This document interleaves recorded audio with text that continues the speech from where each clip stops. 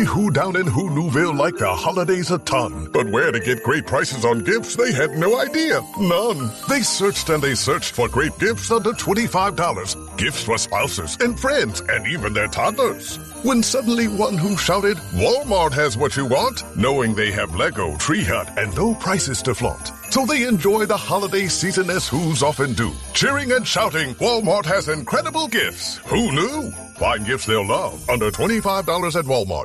My family is a rambunctious party of 5, and living organic is a priority. My kids know all about the Dirty Dozen when it comes to produce and get excited when they read organic on the labels at the grocery store. But what about the things we don't consume every day or put on our skin, but are still part of our daily life? Like our mattresses. We sleep for 1/3 of our lives. Just think about that. So it's important for me to know that my kids aren't breathing in unnecessary chemicals 10 to 12 hours a night. I discovered Naturepedic at a mom conference and have been a believer ever since. They're a company that designs mattresses, pillows, and bedding that are certified organic, with numerous awards to prove it. I love the Verse collection, which is 100% GOTS certified organic cotton and wool, is free from glues, adhesives, or polyurethane foam, and passes flammability standards without fire retardants or chemical additives. Plus, for my twins, their 2-in-1 transitional kids mattress was a game changer. Once they were potty trained, we could just flip from the waterproof side to the quilted side. No unnecessary mattress purchase. If you're looking for organic sleep essentials for your family, look no further. Naturepedic's bedding, pillows, and toppers are certified organic too. Not to mention, so comfy and chic. Shop at naturepedic.com and rest assured, pun intended, you're in good hands. There is no hood like parenthood. Hi, I'm Kanika Chadda Gupta. I'm a former CNN journalist, mom of 3, including twins, and host of That's Total Mom Sense, the podcast. Now, if I had $1 every time I heard, gee, you have your hands full. On my show, I interview change makers on their life lessons, legacy, and superpower of intuition, which I call our Mom Sense and Dad Sense. I've had the privilege of working with Mom 2.0, March of Dimes, and the White House, and have had some pretty amazing parents on my show. Hey, what's up? I'm Kelly Rowland. Hi, this is Chelsea Clinton. It's me, Bobby Brown. Can't wait to share my story. That's Total Mom Sense is a production of the Evergreen Podcast Network. Be sure to subscribe wherever you listen to podcasts and on YouTube so you never miss an episode. To join my tribe, visit that'stotalmomsense.com and follow me on Instagram at Kanika Chadda Gupta. Now let's dive into today's episode. Welcome back to That's Total Mom Sense, the podcast that brings you conversations with the brightest minds and the biggest hearts. People who help us show up, not just as parents, but as purpose-driven human beings. Today's guest is a woman whose work has quite literally changed how we think about happiness, habits, and self-awareness. Gretchen Rubin. She's the author of multiple New York Times bestsellers, including The Happiness Project, which I have with me right here. It changed my life better than before, and The Four Tendencies. And she is the co-host of the hit podcast Happier alongside her sister Elizabeth. In this episode, we're going to dive into her personal story, what she has learned growing up, the surprising start to her career, and what she's uncovered after years of studying happiness. So if you're struggling with motivation or how to actually enjoy being an adult or a parent and just stay grounded in who you are, this episode is for you. Gretchen, thank you so much for joining me on That's Total Mom Sense today. I'm so happy to be talking to you today. This is going to be a doozy. Okay, let's get into it. So excited. Of course, I've listened to so many of your talks and have read your most recent book, The Secrets of Adulthood. Mm-hmm. And I want to cover it all. Let's take it back and you set the stage. What was a young Gretchen like in childhood? I was like a great student. I was highly conscientious. I loved to read, so I would read all the time. I had a little sister who was 5 years younger who I would pal around with. So I had sort of I would just say kind of a basic childhood. Okay. Okay. And when you decided you wanted to pursue law, I feel like it was so true to form as an upholder. Yes. I'm also an upholder. Yeah. It's just, you just do it because you're a self-starter and you know this step to this step to this step. Yeah. So talk about, what led you down that path and then why you flipped it on its side and then chose writing. Right. Well, you're exactly right. I drifted into law school, and I write a lot about drift because drift is the decision we make by not deciding or kind of just opting into the default decision. Yeah. And I was like, well, I'm good at research and writing. I can always change my mind later. It's a great education. It'll keep my options open. My father's a lawyer. He likes it, and it was sort of like what I needed to do was very clear. You need to study for the LSAT. How do you do? Then you need to apply for law school. How do you do? And I was like, okay, well, I got into Yale Law School. That sounds great. I'll go there. So I went, and I just did everything I was supposed to do. And I ended up clerking for Supreme Court Justice Sandra Day O'Connor. So that's how I got into law. But when I was clerking, I had an experience, and this is something that I experience regularly, which is that I will get intensely interested in a subject and do a huge amount of research and note-taking on it. And this has happened to me ever since I was little.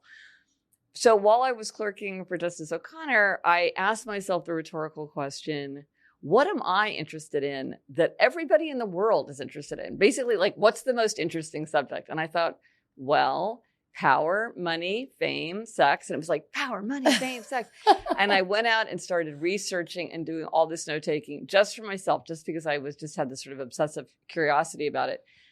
But at a certain point, I thought, I'm doing the kind of thing a person would do if they were going to write a book. And I thought, well, maybe I could write that book. So I went out to the bookstore and got a book called How to Write and Sell Your Nonfiction Book Proposal. Okay. And follow the directions. Yeah. Which makes it sound a lot easier than it was. Oh my gosh. But that is basically how I switched from law to writing. I love that. And I think it's just so practical. I'm in the midst of writing something now. And the first book that a friend of mine, Fran Hauser, I'll give her a shout out, said to read is How to Write Useful Books. Mm-hmm. Yeah. It's like sometimes you do need a playbook on what to do next. So I love that you followed one. And I literally didn't know the process. I thought I could figure out the writing of a book, but I didn't know how to become an author. Right. Like, how did a person get an agent? How did that world work? So I had a lot of education. Yes. To do. Yeah. Oh my gosh.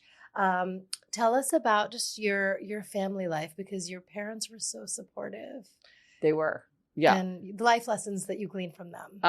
About making a career switch or just in general? In general. In general. That you apply to, your life as a parent now with your daughter. Well, one of my father's, the things that he returns to all the time is he'll say, enjoy the process, meaning, which really has two meanings. One is like, enjoy what you're doing now. Don't get lost in future thinking and not enjoy what's happening right now. But it's also, don't get overly tied to outcomes, because sometimes we're like, well, as long as I make partner, or when I get pregnant, or when I get married, or when I get my new house, that's called the arrival fallacy. That's when we think that we'll be happy when we arrive someplace. And if you do that, then the outcome matters tremendously, because it's like, well, if you hate your job every single day and then you don't make partner, well, then you've wasted your life and you didn't get what you wanted. Right. And a lot of times in life, we don't get the outcomes that we want. If your book flops in publishing, they say it didn't find its audience. Yes. So I have written books that did not find their audience. And, but I loved every single book that I've written. I have loved writing it so much that I would never wish away the experience or think like, oh, I wish I had used that time to write a different book, because I would never want to give up just the fun that I had writing them. Right. And so enjoying the process reminds you to enjoy the present, but then also to not get overly focused on outcomes. That is excellent. I love that. And we're going to get back into the books you wrote, including on Churchill and JFK. Yes. In our rapid fire at the end. Okay, good. Yes. Yes. So you and your sister, Elizabeth Kraft, host a podcast called Happier. Mm-hmm. What's it like working with your sister in this capacity? It's fantastic. And the problem is, it's sort of like, well, note to self, have an amazing sister to be in a family with. Yes. So I think for a lot of people, they fall into two camps. Either they're like, this would be my dream come true, or I would never in a million years do that. And so I'm really lucky, because my sister is, she's extraordinarily creative. She's a professional writer herself. And she's also extremely reliable. And so it's just the level of kind of trust and understanding is so high. And also because she lives in Los Angeles, because she's a Hollywood type, we're almost never in the same room. And so I think that the fact that we're so close as sisters helps us to have a good rapport, because it's hard to have a rapport with somebody you don't know very well, especially if you're not face to face. And so I think that was a huge advantage to us, that like, I know every shade of her voice, and she certainly knows every shade of my voice. And so it's really been, and it's been this amazing adventure for us to share. Like, it's made us so much closer, because, but first of all, we have to talk all the time. And it just gives us all these reasons to connect that we wouldn't otherwise have. So it's very, very fun. That's beautiful. I love that. And it's just nice hearing you in my earbuds. Oh, that's it just nice. reminds me of, like, kind of chit-chatting and bonding with my sister. And I love the dynamic you two share. Yeah, a lot of people say that. Yeah. It's wonderful. And now about your motherhood journey. Yeah. That is, of course, a reckoning. You learn so much about yourself and how, you might have wanted to be parented. It's just, you go back to childhood in a way. So what did you learn through motherhood that you can kind of, shed light on with our audience today? When I wrote The Happiness Project, one of the main reasons I wanted to write The Happiness Project is I wanted to do a better job of living up to my expectations for myself as a parent. Yeah. And, I was like, I just felt like I was too impatient. I was irritable. I just wasn't the kind of parent that I wanted to be. And I just wanted to behave myself better. And so a lot of in The Happiness Project, if you look at it, a lot of what I was working on was like, things as simple as like getting enough sleep or giving myself more margin so that I wasn't rushing around. I'm not somebody who likes to rush around. Yeah. Taking times to celebrate minor holidays, giving a warm hello and goodbye every time somebody came and went. So really trying to find ways to manage myself better, and then also build in kind of small, manageable gestures that would increase the level of sort of tenderness and attentiveness in our household, because I wanted to have that feeling of deep connection, and also just like more of a reservoir of patience and good humor. Oh, I love that. And I think we all need that, because of course there's going to be challenges and struggles, but you have to look for the lightness. Yeah. You will feel totally bogged down if you can't find it. Yes. And then also, it's like the little things that you do that stand out in memory. And so like, I remember one thing I did, it was leap year day. And so I was sort of like, okay, so leap day is kind of a backwards day, or it's kind of a reversal day in a way. So I picked both my daughters up early from school. And we did we went to Ripley's Believe It or Not and Madame Tussauds. Why I thought that was like a leap year day thing, I don't know why. That's what it came to me. And then we had, it went out for ice cream, which I rarely do as a parent. And, and it's fun because it's just like, we remember that day because we did something unexpected, but it's very easy to just like, why would you do anything on leap day? It's sort of an imaginary, it's just a minor holiday that you could do something or not. So I really reminded myself of that. It's funny too, as a parent, I did a book event recently, and somebody said, I'm always interested, like, of everything that I talk about, like, what do people actually like work on? And somebody said, I always took to heart what you said about getting professional photographs taken with your family, because you take all these photographs, so you're like, we got too many photographs. I don't know how to manage it, but it's not the same as having an actual professional photograph taken where you're very mindful and it's on archival paper and the whole business. And it's the thing that you can't get back.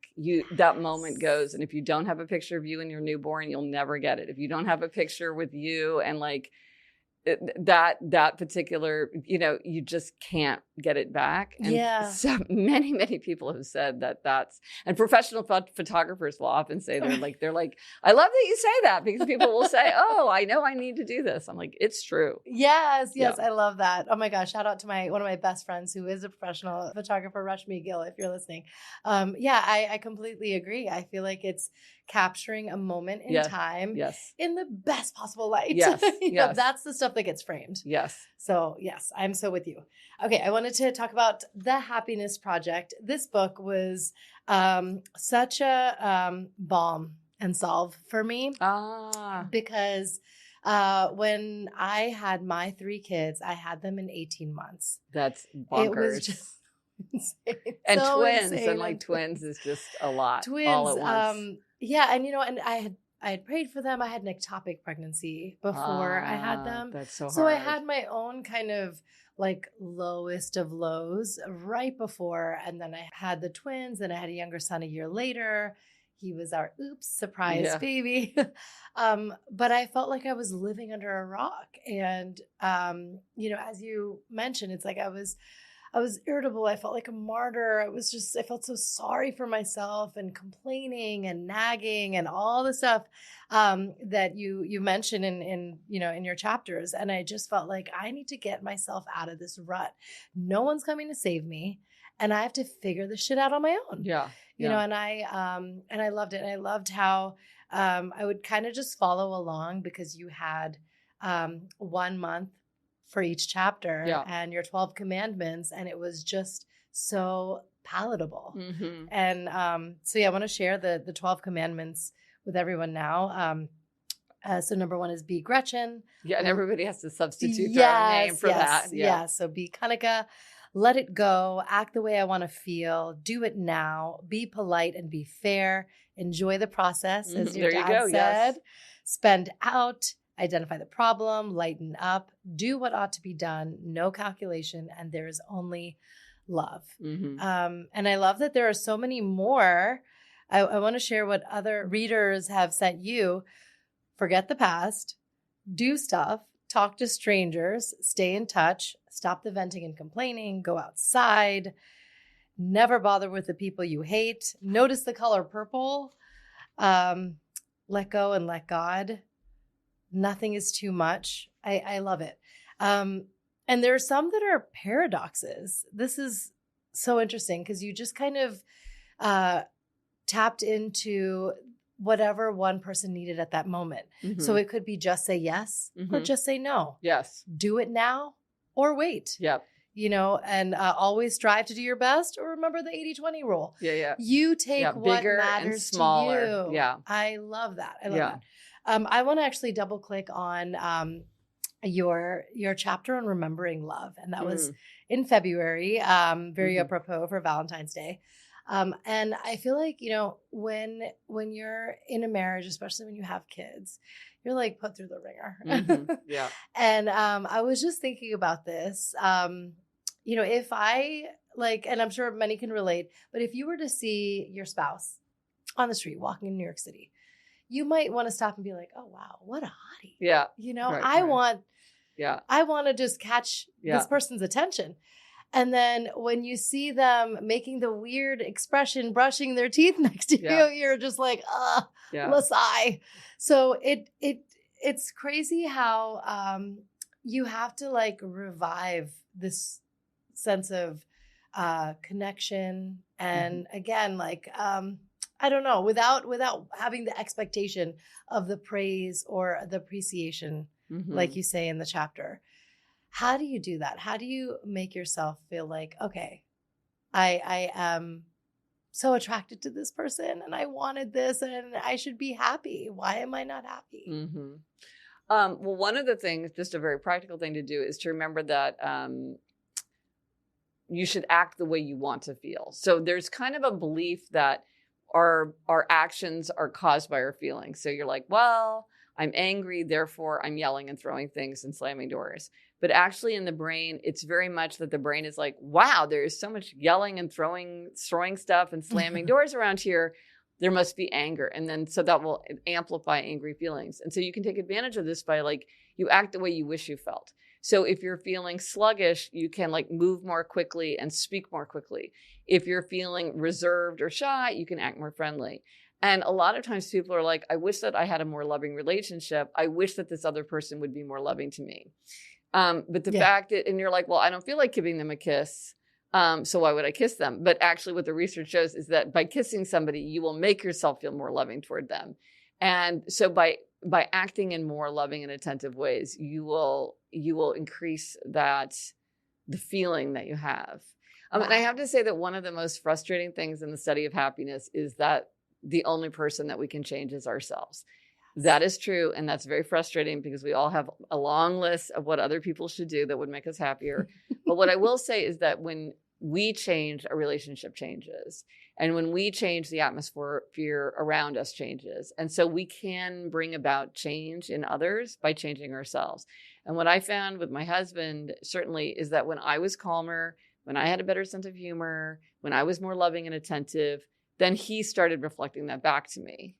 But I couldn't make him start. Yeah. And then respond. I had to start.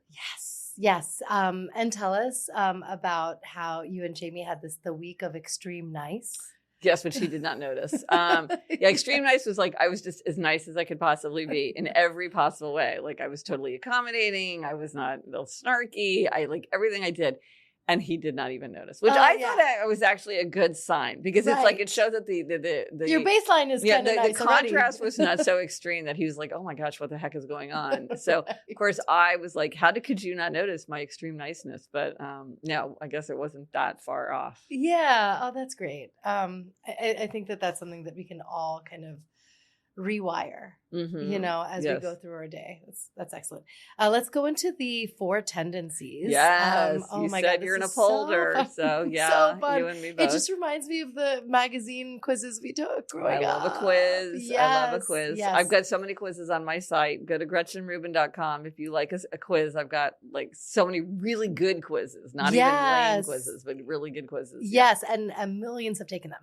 Yes. Yeah. I think the Four Tendencies, it's like 3.5 million people now have taken it. It's it's free and it's fun. I wonder what the breakdown is there.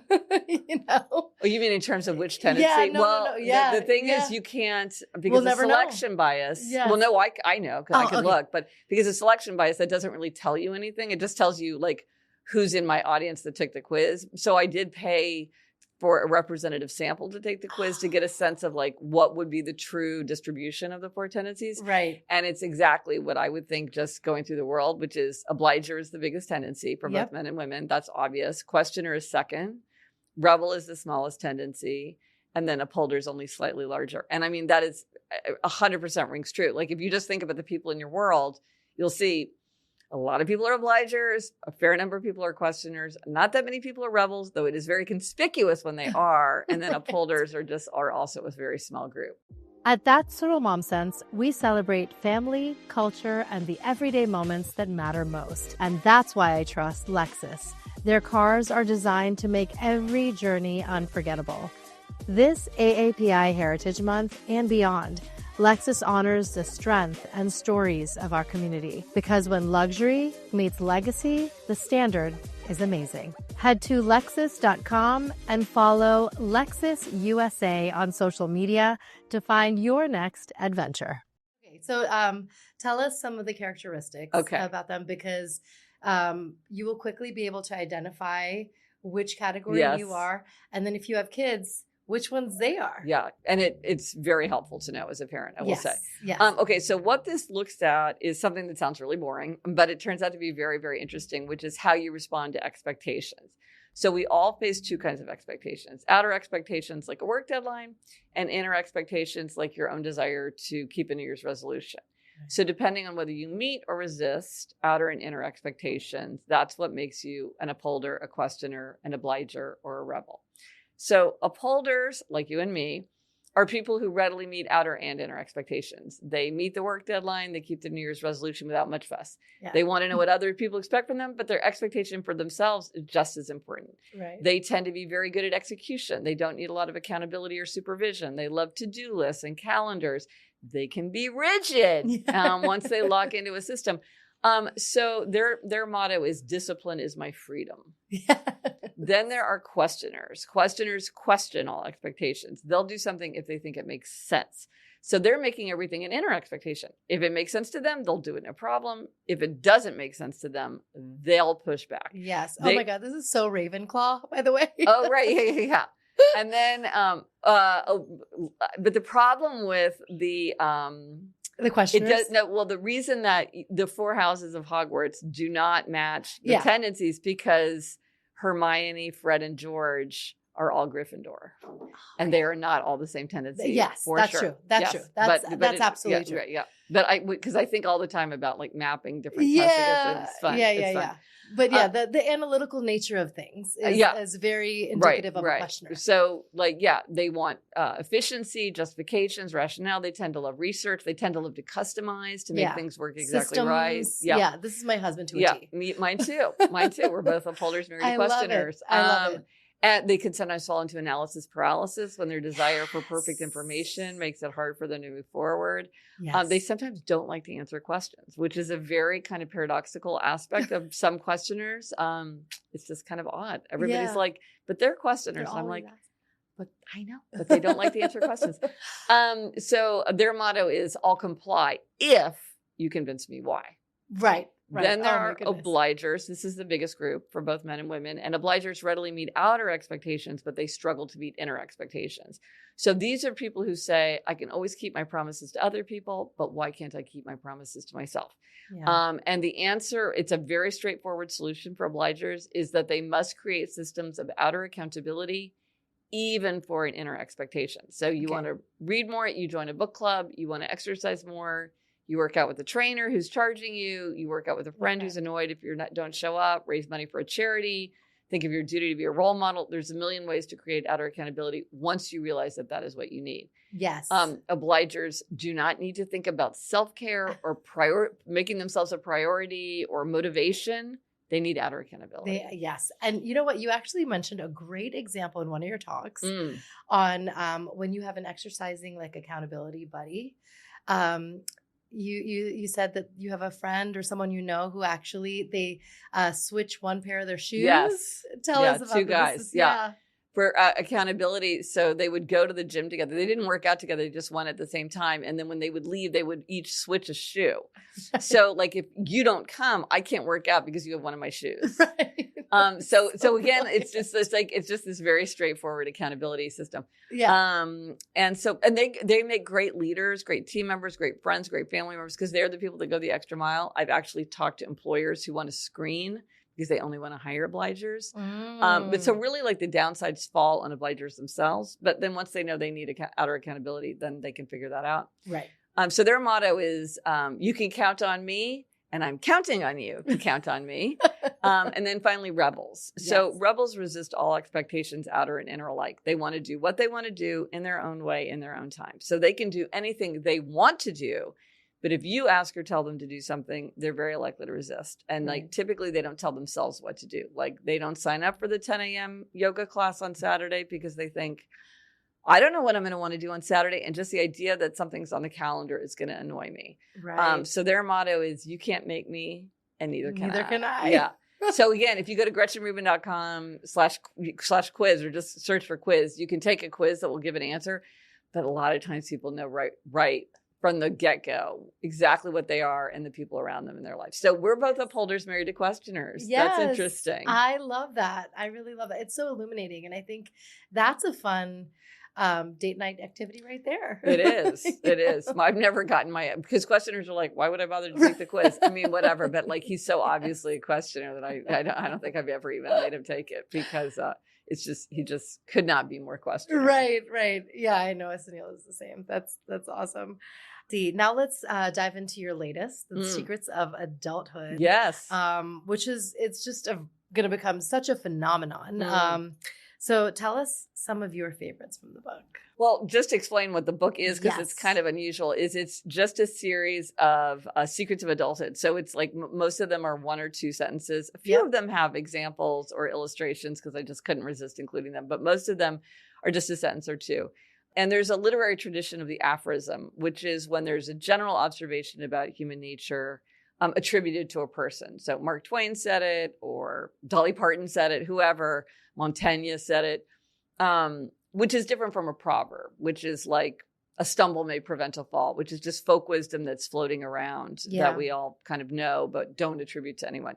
So I love the aphorism. I've been collecting them my whole life. And so I thought it would be fun to write my own. And so these are sort of secrets of adulthood. So they're meant to help us like navigate the perplexities of relationships or make decisions or get ourselves to do something when we don't seem to be able to get ourselves to do it. Like all the things that are kind of like the challenges of adulthood. These are things that are meant, these are observations that I've made that are meant to be helpful. Yes, I love that. And I mean, there was an Easter egg in the Happiness Project. You had a little list of your secrets of adulthood on there. I've been kind of pondering them and writing them in one way or another for a very long time. Yeah, I'm so glad you did. And I feel like it's so lovely that you're passing this on to your daughters. You know, it's just your very bite-sized, again, palatable list of like, you know, remember this. You know, what's funny is there's space in the back to write your own secrets of adulthood, because a lot of times people realize that they have their own that they just sort of never articulated. Yeah. And, you know, a friend of mine who has adult children, and of course we all know you're not supposed to give advice, unsolicited advice to your adult children. So she said she got the copy of the book for each of them, wrote down her advice for each one of them individually, and then said, will you give me Mother's Day immunity? She gave it to them on Mother's Day and said, I want immunity. Yes. For giving you advice, because I just want to get it off my chest. And so I thought, and they were like, yes, we'll give you Mother's Day immunity. So I thought that was very funny, because we all have these things we want to pass along, and it's not always the case that people like want to hear them. I know. We want to, you know, have like a receiving. Yes. You know, like I'm ready to do it. Tell us some of your favorites. Probably my very favorite is one that took me an incredibly long time to understand. And this was something that came out of the Happiness Project when I was really just trying to understand like the nature of happiness. And that is that we should accept ourselves and also expect more from ourselves, because there's a tension there that's very confusing, I think, because sometimes we're like, well, should I show myself compassion and sort of recognize the limits of my nature? Or there's some things that I'm just not, and like just I don't want to like keep pursuing some fantasy self that's not real. But then on the other hand, we also want to push ourselves out of our comfort zone and stretch and learn and grow. And so I was sort of like, well, which is it? And then I'm like, it's both. We have to accept ourselves and expect more from ourselves. So that's probably my favorite of all of them. Absolutely. I love just practical advice that you give, like bring a sweater. Oh yeah. Well, in the back, it's funny. Yes. I love a transcendent secret of adulthood, but I also love just a hack. And when I was working on the book, I just couldn't resist keeping like a list of just what I call simple secrets of adulthood, which are just more like hacks. And I have to say that I thought my editor would say, Gretchen, like these don't belong in the book. Come on, like cutting room floor with those.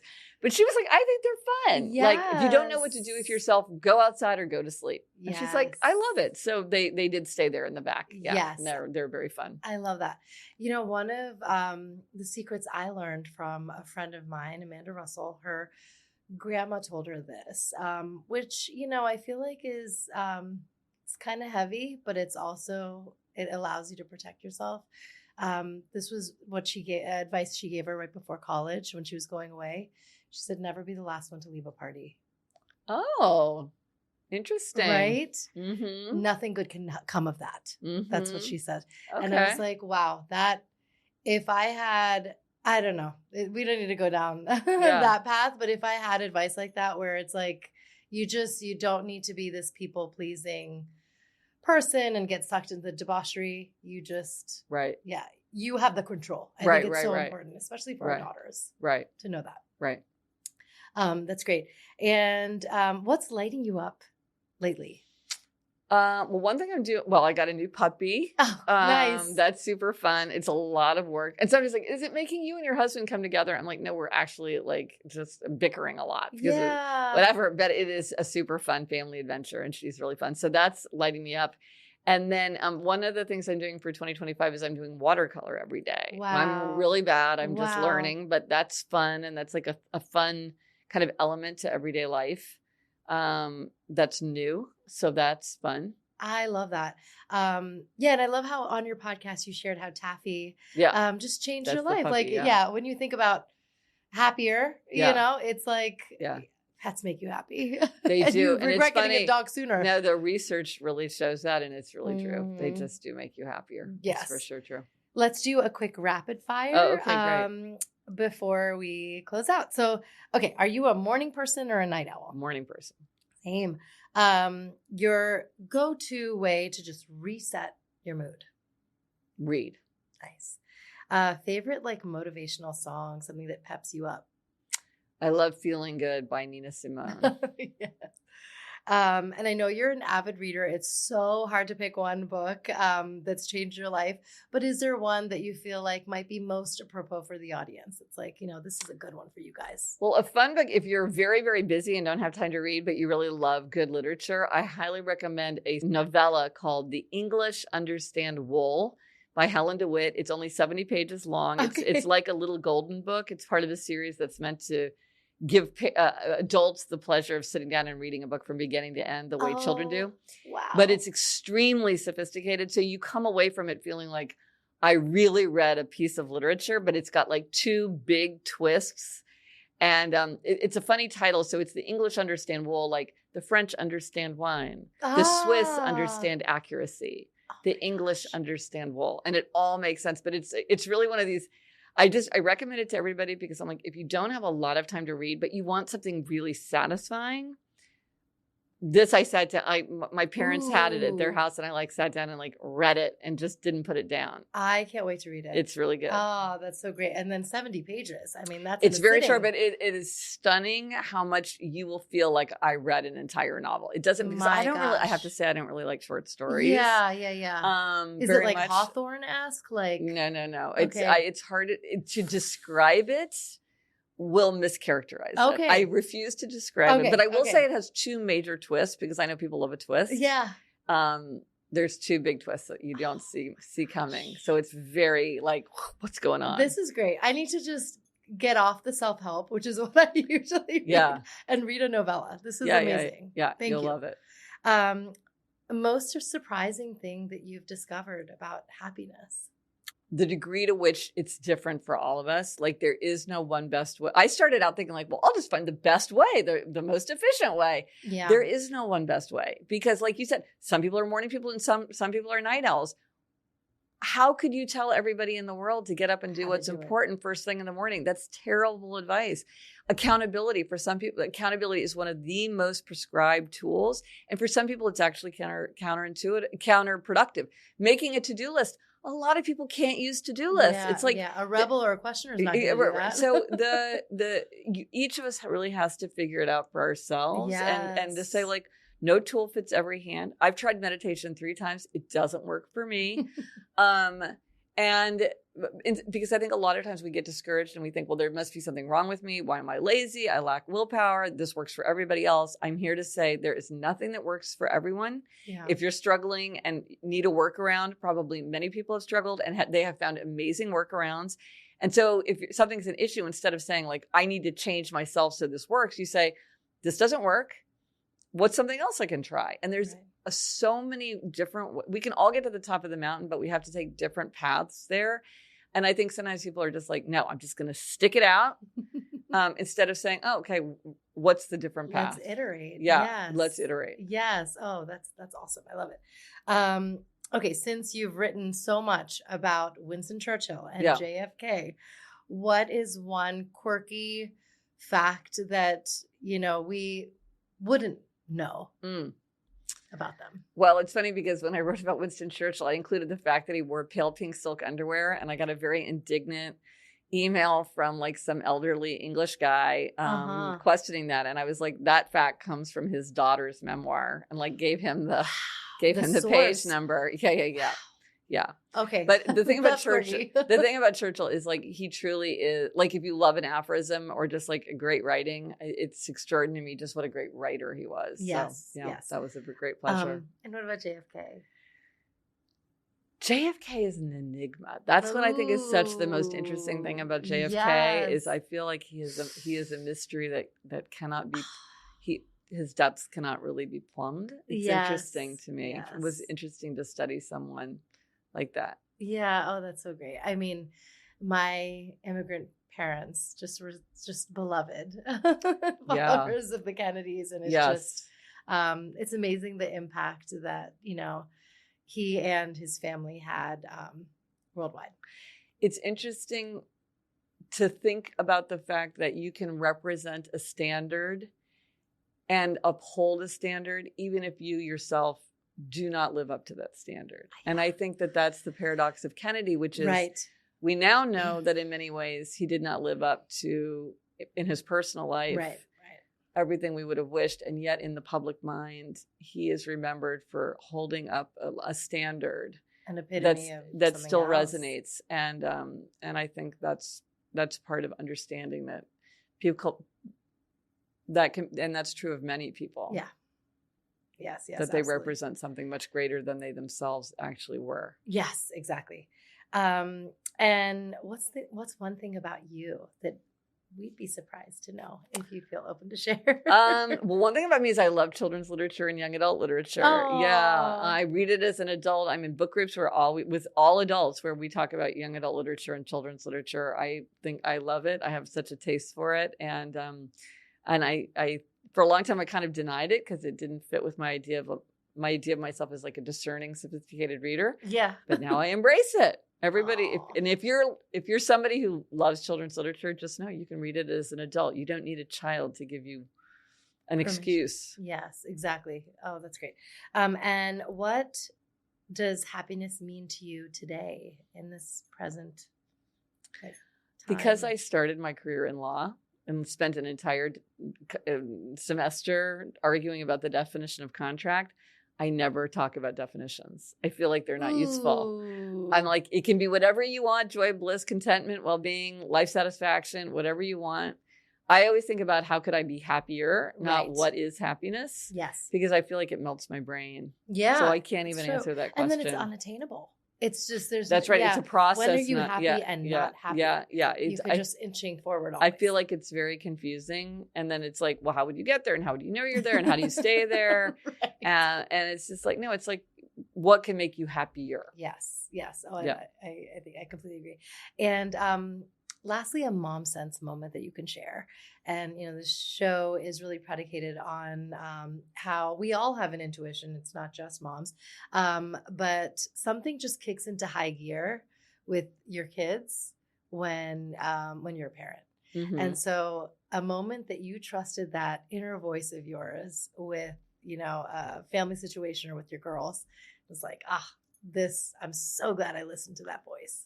What was funny, when we went to go get my older daughter from summer camp for the first time, we were in the car and I said to my husband, she might just burst out crying when she sees us, but don't be upset. She's going to be overwhelmed with emotion. And we got there and she burst out crying and I freaked out. Like I completely forgot what I said. And I said to Jamie, like, why are you so calm about it? Because he said, well, you said she was going to do it. And I was like, I did say she was going to do it. It was like, faced with it, I like was overwhelmed, but like in my heart, I knew like, this is just a thing that happens. Like you get overwhelmed with emotion. You haven't seen your parents for so long. And then I was like, oh, I was right. I was right. I knew better, even if in the moment I forgot. Wow. You called that. Oh my gosh. And any parting words you want to leave our viewers with, and where we can find you? Everything. You can find everything about my books, my podcast, my quiz. I've got newsletters. I've got a regular newsletter. I've got a Substack newsletter. I've got courses. I got everything. If you go to GretchenRubin.com, everything is through there, and I'm all over social media. And I love to connect with people about insights and observations and examples and questions. I think the thing I would say is that is back to this idea, like there is no one right way. There is no one best way. It's really whatever works for you. And a lot of times we skip the self-knowledge part. And we just want to jam ourselves into somebody else's model, or we want somebody to hand us a template that we can just execute on. When in fact, you have to say like, well, what are my strengths? What are my weaknesses? What are my temptations? What are my aims? Like what's missing? What are my challenges? And so, yeah, we can't skip that self-reflection. That's great. Thank you so much. This was, really, really amazing. I feel like you're such a remarkable human being. Oh, well, thank you. And this chat made me happier. Oh, good. It made me happier too. I feel like we could talk all day. Yes. Thanks a lot, Gretchen. Thank you. Thank you. Thanks for listening to this episode of That's Total Mom Sense. You can listen to the audio version wherever you get your podcasts. Just search for That's Total Mom Sense. You can learn more about my guests by logging on to www.thatstotalmomsense.com. Be sure to follow me on Instagram, where I'm most active on social media. My handle is @Kanika Chadda Gupta. And if you have ideas for show topics or guests you can't wait to have on the show, write to me at thatstotalmomsense@gmail.com. And lastly, please rate, review, and subscribe to That's Total Mom Sense if you haven't already. Thanks for being in my tribe.